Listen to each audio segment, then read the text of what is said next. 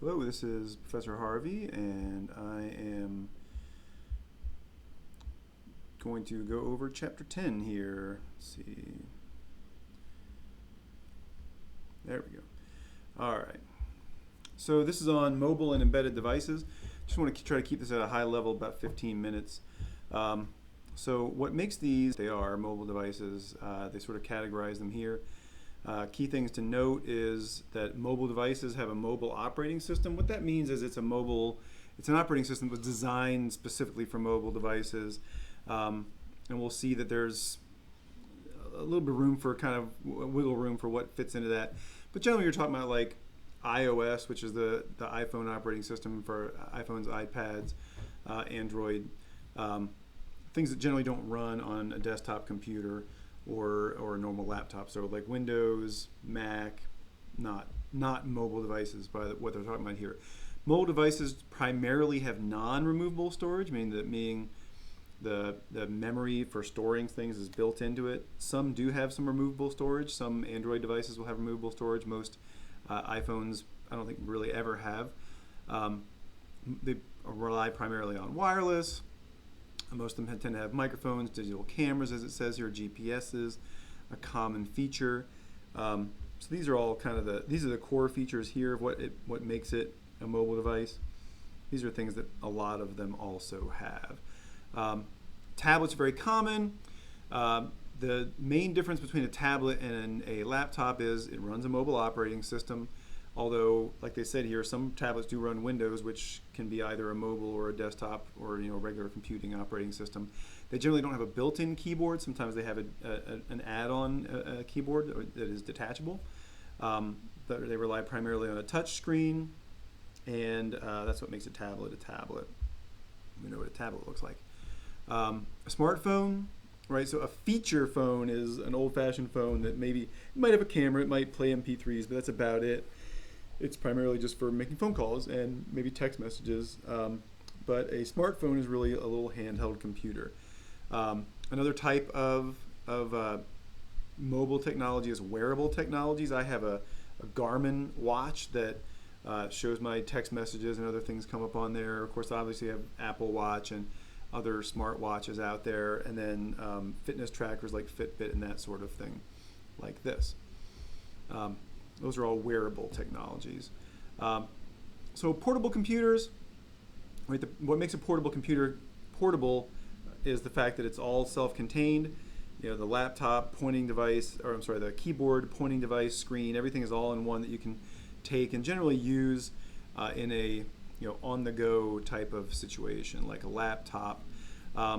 So it used to be that, so first they came up with laptops, and then when they got smaller and lighter, people said, oh, this isn't a laptop, this is a notebook computer. And that was smaller than a laptop. And then as they developed even smaller ones, they said, oh, this is a sub-notebook.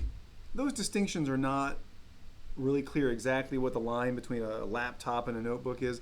And these days we kind of use laptop and notebook interchangeably. But back, 15 years ago or so, there was a distinction in terms of a laptop was bigger and heavier, a notebook was lighter and smaller.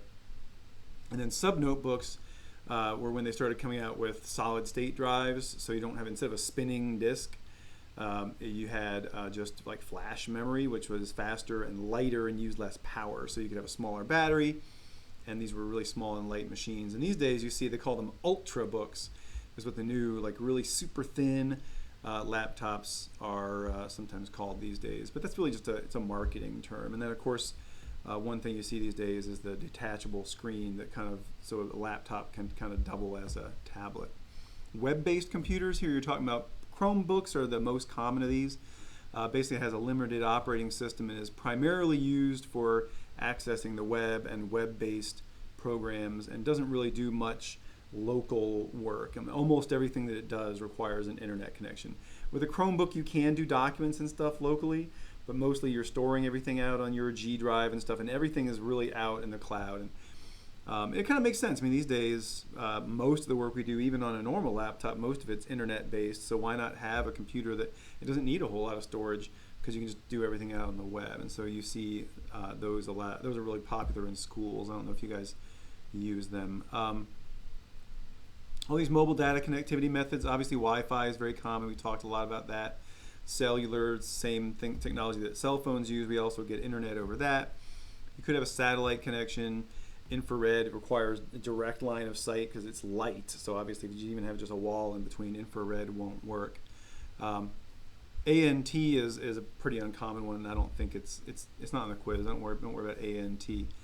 Okay, so these are really one of the key things here is how do businesses use mobile devices? How do they deal with them? One is a bring your own device policy. These are different ways that businesses handle giving out mobile devices and assigning them and controlling them. Bring your own device means that employees use their own device and load and they access the company's email and other applications and data from their own device that they own. So the employees are responsible for choosing the device, buying the device, and the company just says, here's how to get your company email on this device. These others are kind of hybrid models here where like corporately owned but personally enabled means they let you choose what you want to get, but the company owns it, and the company just gives you a choice of a couple different types. The only difference here between choose your own device is that that's more like bring your own device. The difference is they give you a set choice of devices. You can buy this one, or this one.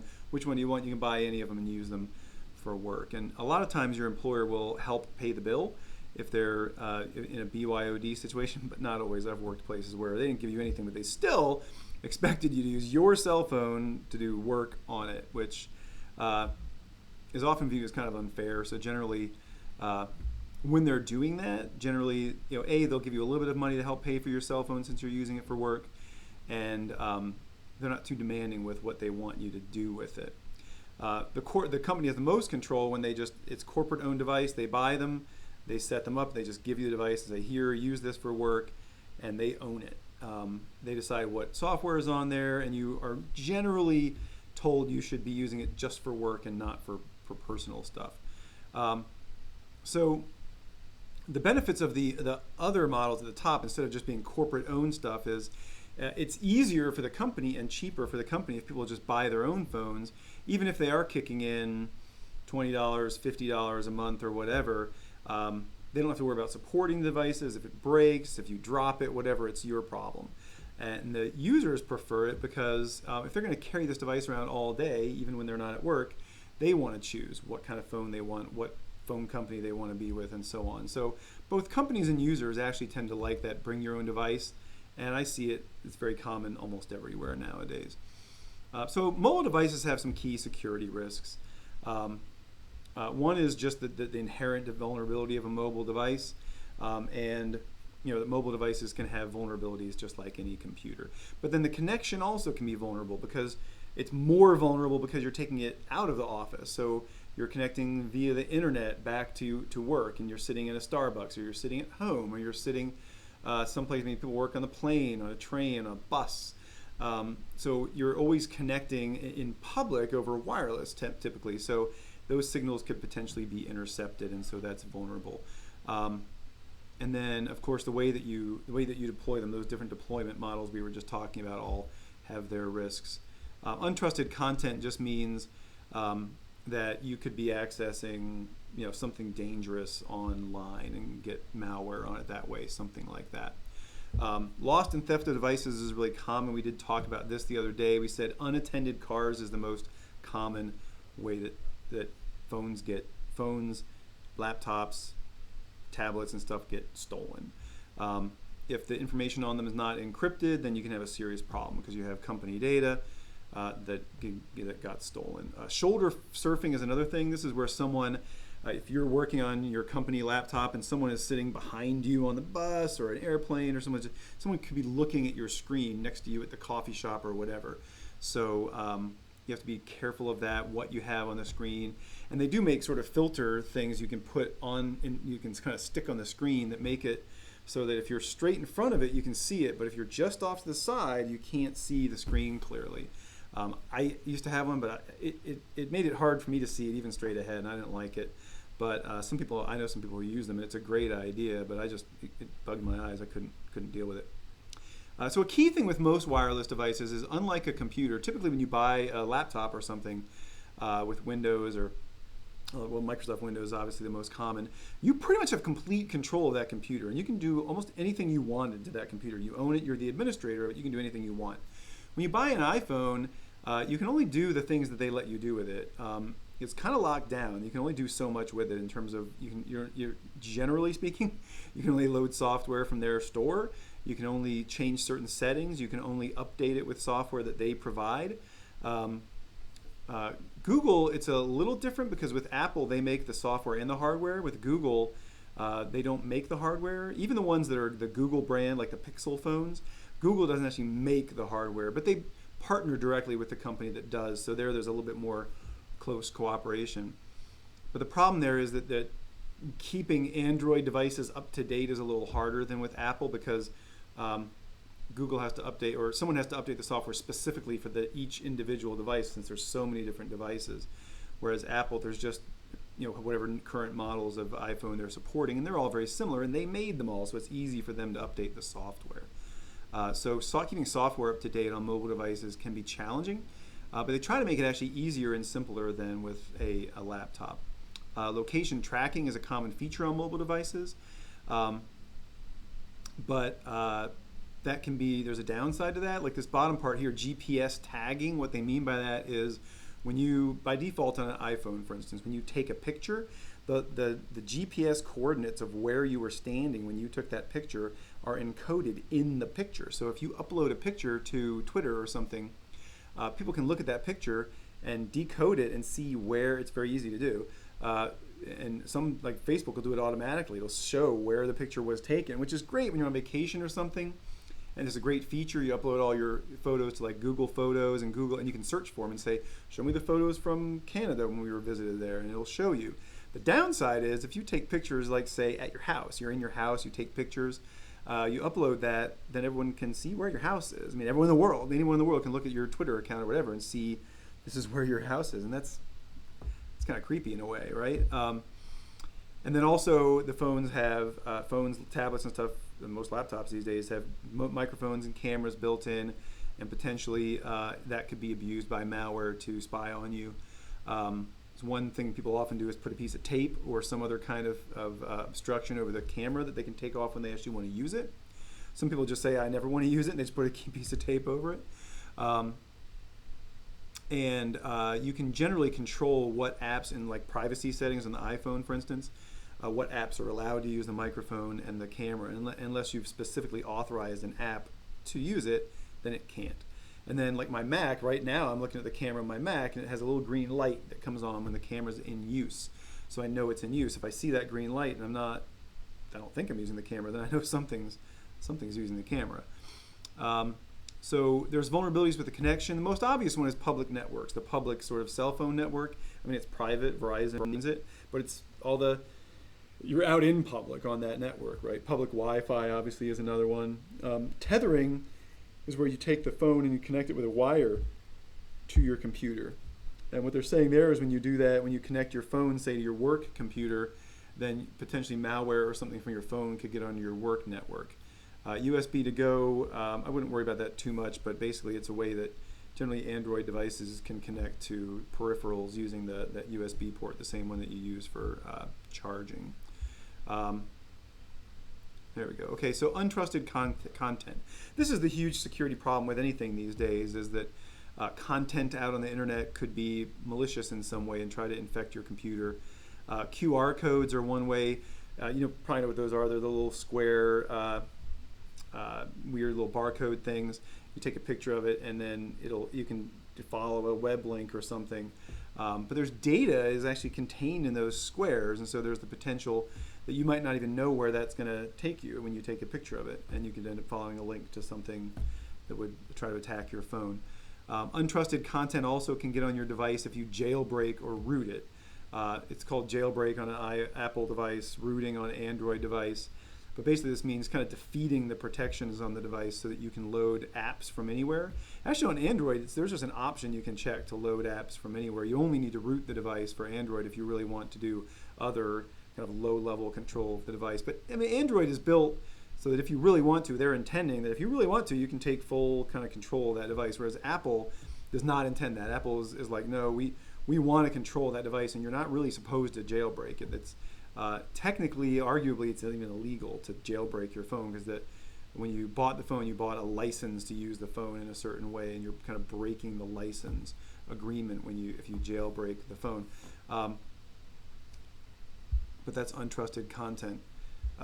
There's a QR code, like we were talking about, weird little barcode square thing. Also over SMS, if you get weird SMS messages sometimes of someone saying, oh, I'll get some from someone saying, oh, hey, your bank account has been compromised. You need to come to the website to find out what the problem is, and it gives you a link in a text message. And that's a pretty common way of trying to get people to visit a malicious website these days. MMS is just text messages that if you get pictures, video, audio in a text message, that's really MMS, not SMS, because SMS is just 160 characters of text, and that's it. So there's risks to the deployment model. The deployment models are the ones we talked about earlier, like bring your own device and so on. The risks there is that when you have someone with their personal device with company data on it, they may loan that device out to somebody. They may hand it off to somebody to, like, hey, play a video game or something on it. Other people using it. Users may try to jailbreak the phone or something, and then that would it defeats some of the security controls and puts company data that's on there at risk. So one thing that companies often do in order to avoid that risk is they will use, I'm getting ahead of myself. So these are some things you can do on the device to try to make it more secure. You can disable things you're not using. If you don't use Bluetooth, you can disable it. You can enable a strong passcode. With iPhone, it used to be the default login code was 4 numbers.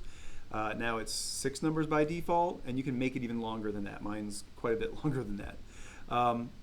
You can enable a screen lock. The screen lock these days, again, on iPhone, for instance, is on by default, but you can change the time so that if you're inactive on the phone for just a short amount of time, it'll lock the screen, which is kind of good. I mean, if you're on the subway and you are using your phone and you drop it, well, if you're using it, it was unlocked, which means someone can pick it up.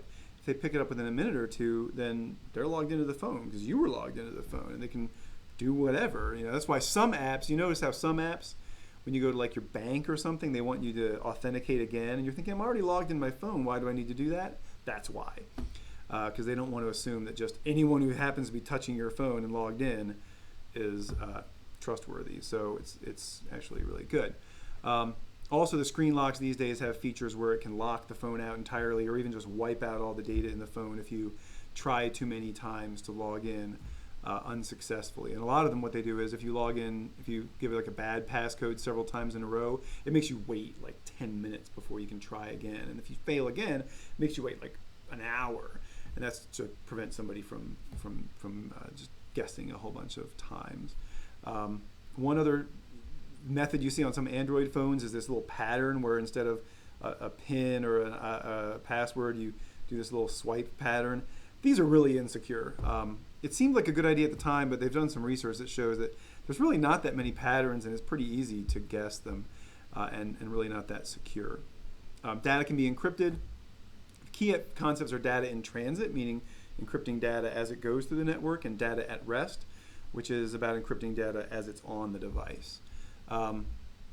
So you can segment the storage. A lot of times when you have bring your own device, the company will require you to load an app that the company has that will then all the company email or company data on your phone will be put in a separate part of memory that's reserved just for their data, and that they make sure that that's encrypted and only their apps can get at that data, and other apps on your phone can't access that data, which is a really smart way to go for a company. You can also, there's loss and theft services like Find My iPhone, so that you can, I don't know what they mean by white or red headphone cords. That's kind of silly, but yeah, I mean, these are just obvious kind of things like hold it with both hands so you don't drop it. Don't let it out of your sight so someone doesn't steal it. But these days they have features where you can find your phone remotely using GPS. You can log on a computer and try to go to a service, find my iPhone, see where your computer is based on the GPS. And if it's lost, you can even lock it remotely or even wipe out all the data remotely. You can just say, I'm going to wipe out all my data off the phone, so that even if somebody could log in, the data is just wiped out off of it. A lot of times the company will require you to sign up for that service, or even require you to load to load a mobile device management software that will allow them to wipe it out if you report it as lost. Like in my company says, I have to report my phone lost within an hour if I lose it, and they reserve the right to wipe out the data on the phone. I wanted to comment on this thief picture thing. This is really funny.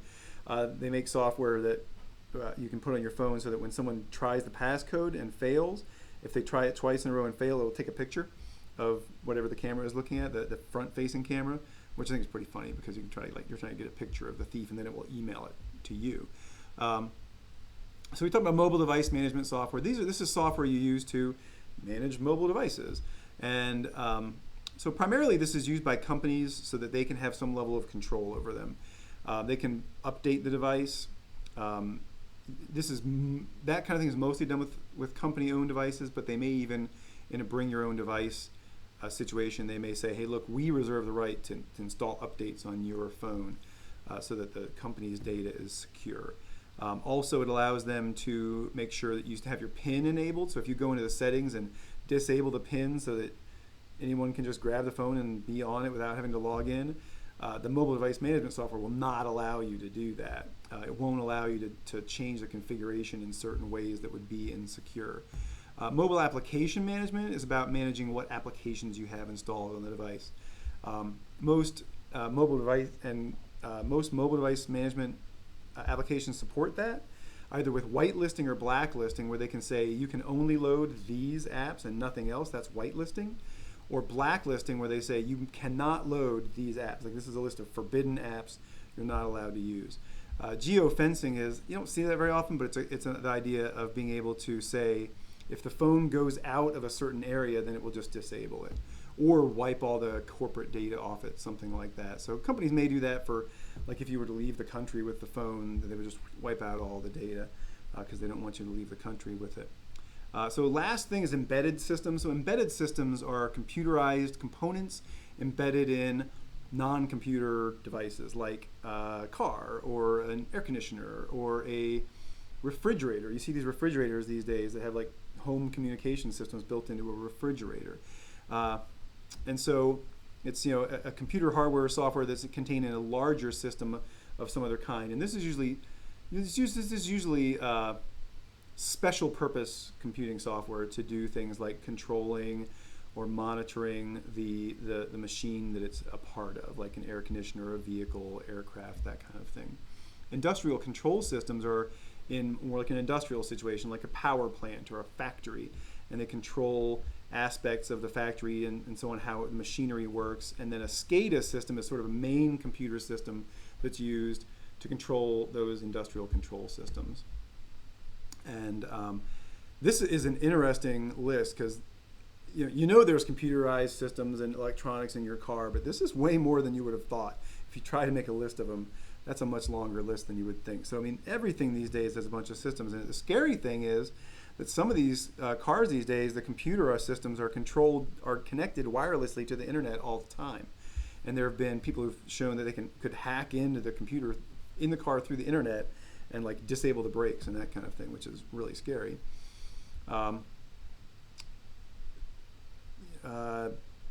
None of these things is really super essential at this point. So the Internet of Things concept is the idea of these smart things that have computerized functions that would have a wireless connection to the internet, like a thermostat. Like, I have a thermostat on my wall. I can go on my phone and control the temperature of my house from my phone because it's connected to the internet. You can have coffee makers. You can start making coffee from at home while you're on your way home, or use it for entering your house, an electronic lock. So there's all these sorts of things that are connected to the internet that are things, not traditional computers. That's what's meant by the Internet of Things. And so the security implications of that is just that a lot of those devices have been put on the market without good security, like cameras that someone can just hack into and watch the camera. A lot of the cameras have microphones, so they can listen in with them too. That's been a really common problem with like cameras that you can connect to the internet. So there's a lot of security concerns around those. That's chapter 10 in a nutshell. We covered a lot of the things that will be on the quiz. Not quite everything, so hopefully you read the chapter 2, and I'll see you in class.